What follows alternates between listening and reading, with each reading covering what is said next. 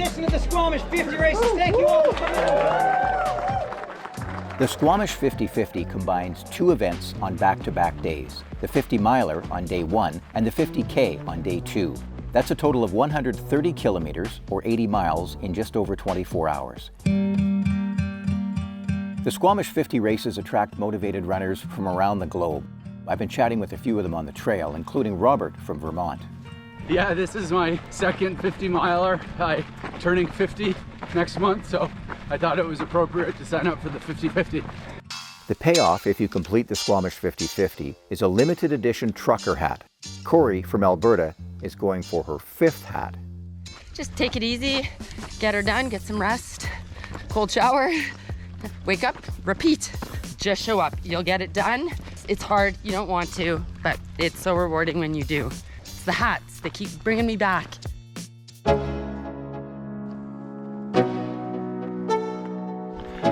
I'm not really sure kilometer-wise where I am. I just run until they tell me to stop.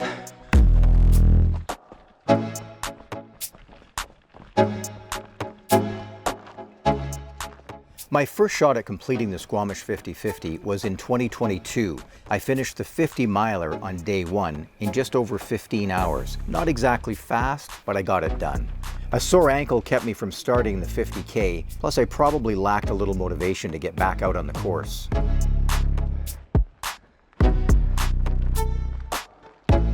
When your trail running goals include lots of elevation gain over long distances, Thanks a lot. Nice work.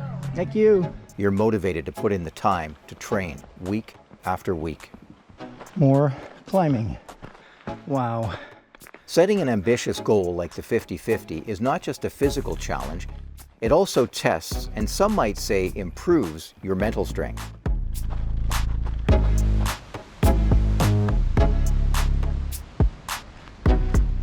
It's been one of those days. I just left the last aid station.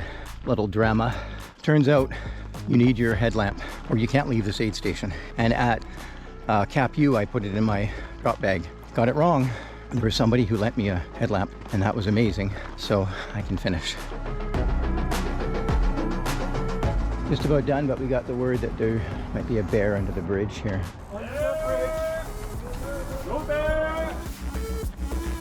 With the finish line finally in sight after more than 16 hours, I'm thinking about the advice I received from Adam Lee, a previous 50-50 finisher and well-known trail running advocate. Treat this like just another aid station. The race isn't done yet. It's time to fuel up, rest, and get ready for day 2. Who's excited to be here? The 12th edition of the Squamish 50 races. 50-50.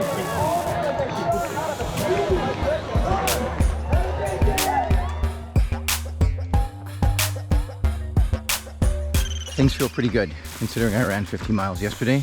Today I'm just kind of trying to take it easy. I just want to get to the finish line.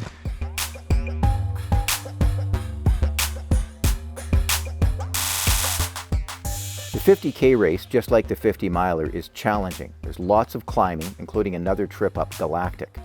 The cutoff is 11.5 hours, but you really need to set a good pace. That means moving well on the hills, up and down. Have a good race. Thank you. Volunteers said I've got till 3:30, under an hour and a half, to get to the next aid station to beat the cutoff. It's the sense of urgency I've been lacking. 10 minutes before the cutoff at the final aid station, race photographer Ty Holton captures my concerned grimace as I ponder whether this is where it all unravels. Oh, There's still lots of climbing and technical terrain to cover, and time is not on my side.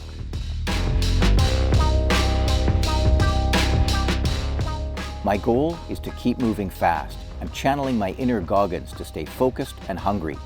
During my training runs, I listen to David Goggins' audiobook, Never Finished. It's helping me now. This is the time to dig deep and earn it. With less than 20 minutes to the final cutoff, a train is blocking the road and putting my dream of getting a hat on hold. But there are only a half dozen cars, which is odd for a freight train and a big relief for me. The blue finisher's hat is now just a few hundred meters away. What a relief.